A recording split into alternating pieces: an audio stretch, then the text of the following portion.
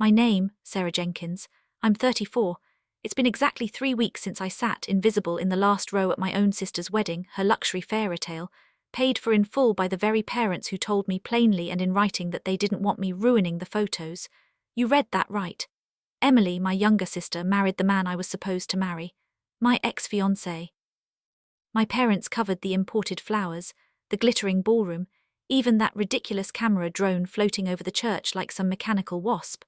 200 chattering, moneyed guests watched Emily float down the aisle in her perfect white dress, but not one of them noticed the plain manila envelope hidden in my bag, 12 rows back. But listen, the envelope is for later. What I did during the vows made everyone in that church stop breathing all at once. My mother hasn't spoken to me since. She probably never will, and honestly, that's fine. Before you get there, though, you need to know what my family taught me about pictures, because everything inside that church started with a snapshot taken when I was 12. Welcome back to my channel where family secrets don't get to grow mold in the dark, where women like me, quiet and always just out of frame, finally open our mouths. If you've ever been the one shoved out of the family photo, this story, for you, say hi in the comments, tell me where you're tuning in from, and don't forget to subscribe. 11 years, that's how long I've worked as a legal assistant at a 2-lawyer shop on Main Street, Oak Creek, Pennsylvania. I live by myself in a rented duplex. My coffee maker operates on caffeine and pure resentment. My life is paperwork and deadlines, scanning court filings, chasing certified copies, doing the invisible bones and ligaments work that holds other people's messes together. I am good at my job, superb really. I inherited that from Grandma Clara. She spent 30 years at the county tax office. When I was 17, she taught me the only rule she believed in. People lie, Sarah. Paper doesn't. She said that with her eyes closed, the same way other grandmothers say grace at Sunday dinner. Clara died 2 years ago, 84 in her sleep, a tidy ending after decades of small-town civil service. She left us a lakeside cabin and a trust fund built piece by piece from government paychecks, $250,000 each for Emily and me, payable when we got married or hit 35. The cabin, half mine, half swear it's yours, Emily. My mother spat on it, called it Clara's little project. My father just signed where he was told. Grandma's trust was the only inheritance I ever saw in our family that didn't come with a poison note. It was pure love for once. And yet she left us one other thing, a lesson she never wrote down. It took a stolen fiancé, a frantic stranger, and that envelope to figure it out. Let me show you my mother, Victoria, a former interior designer turned family stage director. She ran our house the way she staged homes, everything set up for people passing by outside, never for the ones actually living inside. One Christmas when I was 12, braces on my teeth, a cold sore blooming under my nose, and a haircut my mom called unfortunate, she hired a pro photographer. Emily, 9 years old, fresh off a beauty pageant win, looked every bit like she belonged on a Hallmark card. The photographer looked at us, my mom looked at me, and she smiled, a smile made out of bared teeth, and said, "We'll do 2 versions, just in case." The version that went out showed only my mother, my father, and Emily in matching cranberry sweaters. I was erased, gone as if I never existed. She hung that photo above the fireplace for 22 years. When I confronted her at 13, voice shaking, she straightened the frame and said the line that ran our house. "Family is how it looks, sweetheart." My father, David, a handy HVAC guy who could fix any part of a house, except, of course, the broken people rattling around inside, said nothing at all. I wasn't angry back then. I wanted to believe the picture people always needed someone backstage. I handed off lights, steamed their sweaters, made myself useful. I believed being indispensable behind the scenes was just another way to be loved. That belief, it's cost me more than any man ever could. Mark Sterling breezed into Oak Creek 3 years ago, 35, regional farmer sales king in town 4 days a week, always on the road, which, as I'd later learn, was exactly the point. He looked manufactured, made to match, perfect smile, sleeves rolled up with scientific precision. He fixed my father's gutters and romanced me like auditioning for a role. My mother posted a photo of us on Facebook. It was the first time I ever felt like I'd become the display model daughter. A year and a half before the wedding, we got engaged. Lake cabin, sunset, me saying yes with every careful inch of my heart. But that spring 2 things snuck past me. 1, Mark peppered me with almost forensic questions about Grandma Clara's trust, how it paid, who managed it, taxes. "Just curious about the numbers, babe," he lied. 2, I asked him to sign a prenup, That's routine where I work. I've watched marriages dissolve like salt on a slushy sidewalk. He smiled, said, "Of course, babe, no problem." But his smile hiccuped for just a second.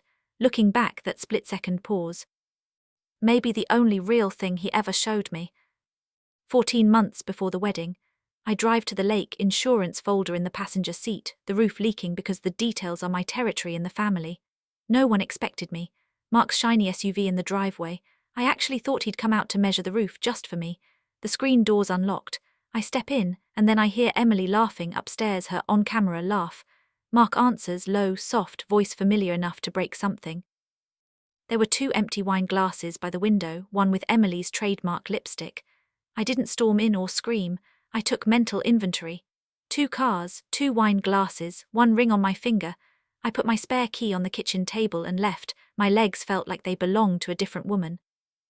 On the drive home, my phone pinged again and again. I figured it was Mark, frantically choosing his next lie. But it was my mother. Her message said everything. Emily called her first, weeping, twisting the facts. My mother's voice came at me sweet and cold. "These things happen, Sarah. You were always a little married to your job. Emily needs this. Don't make it ugly." My heartbreak got written off as a scheduling problem. I asked her point blank if she understood Emily had been sleeping with my fiancé. She sighed, bored as always. "The heart wants what it wants, Sarah." My father, in a cameo, cleared his throat like an apology and asked if I'd had lunch yet. That was his big defense. Within a month, Mark and Emily were out as a couple. By Easter, our town got an airtight story. Sarah was the work-obsessed single sister who blessed the new couple and quietly faded out. The woman whose ring got recycled. I became the villain, while Mark and Emily starred in the love story. 8 months before the wedding, Mark proposed again, to Emily at a winery, giant rock photographer hiding in the bushes. It was in the paper. Sometime after, I got a text from Emily for the first time in a year, not to apologize but to ask, "Since you never use the lake cabin, would you sell your half? Mark says it's better for our taxes." Mark says, every financial idea that came out of her mouth sounded just like that. Mark says joint accounts are safer. Mark says dividends should be reinvested. The wedding invite came. Heavy cream cardstock and a sweet little card in my mother's handwriting. "We would love you there, Sarah, just keep a low profile." I decided I'd go. I'd wear navy, sit in the back and smile for no photos. When the cake was gone, I'd vanish from the Jenkins family quietly with my dignity intact. That was the plan anyway, just breath mints and resignation in my purse. Then came a Tuesday afternoon at work. Line 2 blinking. I picked up, exhausted woman's voice just past breaking. "I'm calling about a man named Mark Sterling. He can't legally marry your sister, he's still married to me." Her name was Rachel Sterling from Syracuse, New York. 9 years ago she'd married Mark, they had a son. When the boy was 3, Mark just vanished, no note, no divorce filing, nothing. She couldn't afford to divorce a ghost. A cousin found our engagement announcement on Facebook. I didn't take everything on faith, I'm a legal assistant after all. I opened an intake form, asked for details. Full names, marriage dates, county clerk, employer, it all checked out. "I don't want him back," Rachel said. "Just want an address to serve him legal papers." That night I sent off a formal records request to Syracuse County. Because, as Grandma Clara would say, paper doesn't lie. Quick intermission here. If you've been told to keep quiet to keep up family appearances, drop your story below. Subscribe too, because what arrived in the mail next, you'll want to hear it. You probably don't know how public records work in this country. Marriage records are open, maybe $10 gets you a certified copy, but the system relies entirely on honesty. No national database stops a man marrying someone in Pennsylvania after tying a knot in New York.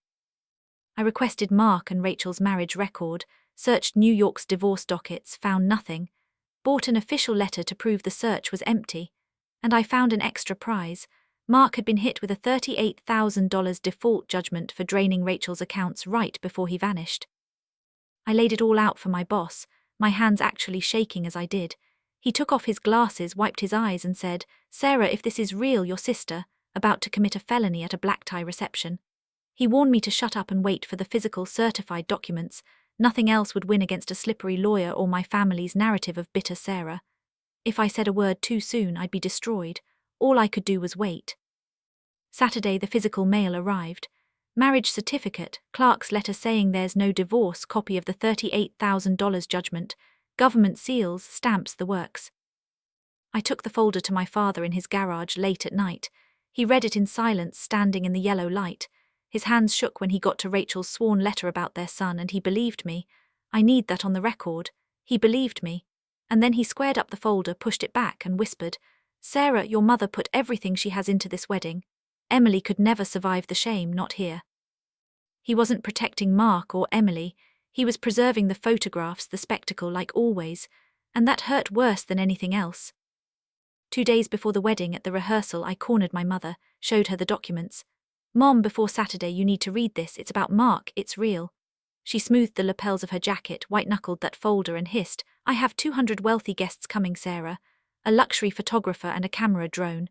Whatever lies are in there, it's 2 days too late and one sister too bitter. You'll sit in the back, you'll smile, and you will not ruin my pictures." So I walked out to my car in the dark, dialed a number in New York and said, Come on Saturday, bring your son, I'll buy the tickets right now." Rachel sighed, a long, worn-out breath traveling 300 miles. "We'll be there," she said. You want to know what happened next? If you've ever been cropped out of your own family story, stick around, because the manila envelope didn't stay in my purse. And neither did the truths. Saturday showed up hot and gleaming, the sky sharp and blue, promising everything a summer wedding ought to. The church was buried under a sea of elegant white roses. Out front, the drone operator circled the steeple with his camera, capturing it all, perfection or the idea of it. I got there early, dressed in navy, lugging a plain manila envelope at the bottom of my purse. The usher checked his chart, found my name, and walked me past pew after pew of faces I'd known since kindergarten. My people, lined up like a living timeline, finally parking me in the very last row. Waiting for me was a little card on the cushion. Reserved, Sarah Jenkins. Of course, my mother had printed a custom card just to make sure the unphotogenic daughter wouldn't end up anywhere near the photos. Can't have the wrong face in the frame. My phone buzzed. "Rachel, we're in the parking lot. Whenever you're ready, your call." I texted back, "Wait in the vestibule when the doors close. You'll see everything through the glass." Then the heavy doors opened, and Emily, dazzling and impossibly happy, started her walk up the aisle. My mother, front and center, beamed like this was the crowning moment of her life. A masterpiece finally hung for all to see. The ceremony was beautiful, of course, it really was. But just as they were exchanging rings, the universe tossed me a final, cinematic gift. The best man leaned in, supposed to be whispering, but churches, they're built to bounce secrets off the rafters. "Lake cabin honeymoon," he breathed. "Then Monday off to the bank to cash out right." And Mark, my sister's almost husband, stood there at the altar and winked as if it was all a clever joke. A little wink, right there before God and everybody, about robbing what was left of Grandma's trust fund. Whatever scraps of doubt had been living in me finally gathered their things and left for good. Pastor Thomas turned a page in his heavy book and landed at the ancient line that every wedding is contractually obligated to deliver. If anyone here knows why these two should not lawfully be married, speak now or forever hold your peace. 200 people smiled, breathed in, and held that moment like a pretty little photograph, just a pause where nothing ever happens. I unclasped my purse. Mark was mid-vow, actually saying, "Forsaking all others," when the old wooden pew groaned as I stood, loud enough for the sound to ripple through every conversation in the room. Heads turned one after another as I started walking. I didn't hurry, I didn't drag my feet, just 40 slow, certain steps, manila envelope pressed flat against my side. Before I was halfway up the aisle, my mother jumped to her feet and called out, her voice splintering with panic, "Sarah, the photos." Nothing dramatic snapped in me, no sudden break, only cold, secure confirmation. Even now the picture, never the living, breathing people, was her only true concern. Mark's salesman's smile glitched and never recovered.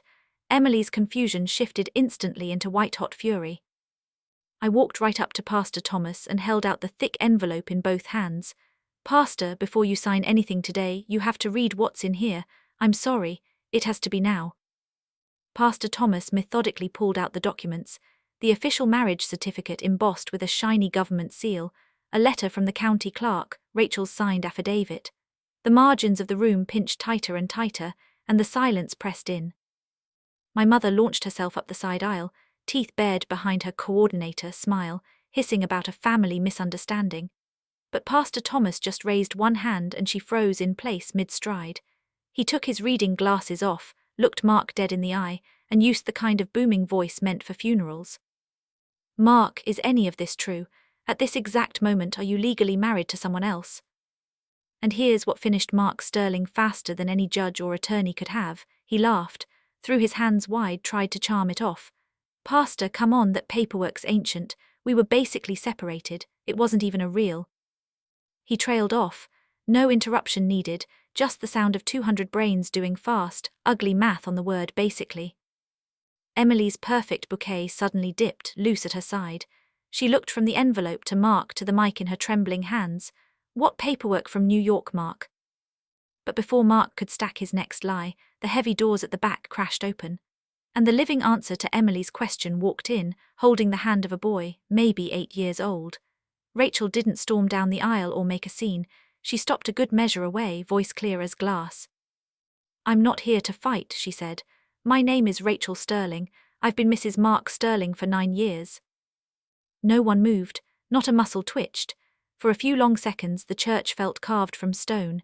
Then Rachel's son looked at the white-faced man at the altar and said, without anger, just heartbreak that pierced the insulation of denial, "Hi, Dad. I've seen plenty of disasters in my life, but nothing has ever flattened a room the way that little boy, hello, did." Half of the front pew, mostly the old ladies in flowered jackets, swiveled on Mark like a firing squad. He dropped Emily's hands and ran for the exit. Not gracefully, not cleverly, just bolted. And this is when my father, David Jenkins, silent most of his life, never around when you actually needed him, stepped out of his pew and blocked the doors. "Sit down, son," he growled, voice all gravel and steel. "You'll want witnesses for whatever comes next." The spell of paralysis finally broke as my mother started screeching at the cameraman in the balcony. "Turn off the camera, turn IT off." She didn't spare a word for Mark. No comfort for her ruined daughter, just a rabid devotion to the family image. Pastor Thomas shut his thick book with a bang. "There will be no wedding today," he declared. "I cannot and will not solemnize this union." My mother, surveying the carnage of her prized event, twisted toward me at the altar, her rage bared for everyone to see. "You did this," she spat. "You just couldn't stand it."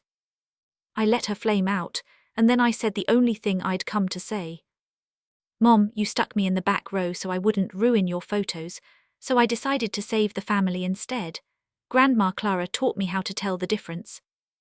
Mark, desperate now, turned to Emily, palms up, fumbling for his final card. "Babe, listen, we can fix this. The trust paperwork is all ready." The trust paperwork. In front of everyone, with his real wife and son staring at him, Mark still reached for the money, even into the live microphone. Emily saw him, really saw him for the first time maybe. She slipped off her giant ring, pressed it hard into Mark's palm and stepped away. Mark looked around at the gathered faces, now nothing but fire and judgment. He laughed once, cold and resentful, and spat out what he really thought. "You pathetic people care more about looking happy than using your brains. That's why scamming you was so easy." He left, but my cousin's husband, an off-duty cop who was there only for the open bar, followed him out and wrote down every last number on his license plate. Monday was coming for Mark Sterling, whether he liked it or not. I found Emily 20 minutes later, crumbled on the suite floor, $1,000 of ruined tulle fanned around her like sea foam, black tracks down her cheeks. I handed her a glass of water. She clutched it with shaking hands and breathed out the truest words I ever heard from her lips. "He never actually picked me, Sarah. He chose the trust fund. You were the only one who saw through him. I took him because for once something yours made me feel wanted." I sat next to her on the cold tile, and she cried on my shoulder. Then Mom barreled in, makeup untouched, already crafting the official story for Facebook. "We'll simply say the wedding is postponed due to illness. People respect illness." Then her eyes locked on me. "Sarah, you shouldn't appear in the follow-up photos. We'll say you're traveling." And you know what? This time her words didn't even sting. For 22 years that sentence lived in my chest, haunting me. Suddenly it bounced off without leaving a mark. "I know, Mom," I told her quietly. "I was never going to be." I kissed Emily's forehead and left. So here, where everything stands now, Mark got officially charged with felony perjury for lying on his marriage license. The fraud case in New York caught up to him too. His pharmaceutical company fired him within the month. Rachel's divorce finally came through, along with 5 years' worth of overdue child support. Grandma Clara's trust fund, all $250,000 of it, sat untouched. The lake cabin, her real legacy, remained whole. And as always, my mother did what she does best. Sunday's Facebook post: "The wedding has been postponed as our family attends to a private matter." The frame survived, as it always does. But 3 weeks later, while I was at the lake cabin sanding the rails, someone knocked at the door. Emily stood there holding 2 coffees. No makeup, no audience, just us. "You still take it black?" she asked. That was her entire apology, and honestly it was enough for me to start over. At 4 in the afternoon, Dad's truck crunched up the driveway. He got out, toolbox in hand, and fixed the broken gutter without saying a word. That's his way. I think I'm finally learning to meet him there on his own terms. My mother never came. She hasn't and probably never will. Sometimes you break your own chains. Some people have to snap theirs all by themselves. Late that day, Emily and I sat on the dock, our feet skimming over the water, 2 granddaughters of Clara. No photos, no posts, nobody watching. For maybe the first time in our lives we weren't in any frame, and I finally felt truly seen. If your family only loves you when you fit inside their perfect picture, step out of it and stand in the honest light. The right people will follow you there. The rest were always just posing. That's my story: 1 manila envelope, a reserved seat in the last row, and a little kid's quiet "Hi, Dad." If you've ever been blamed for telling the truth and still kept your receipts, tell me about it in the comments. And hey, subscribe to the last chapter stories. Quiet women always keep the receipts. And trust me, I've still got plenty of envelopes left.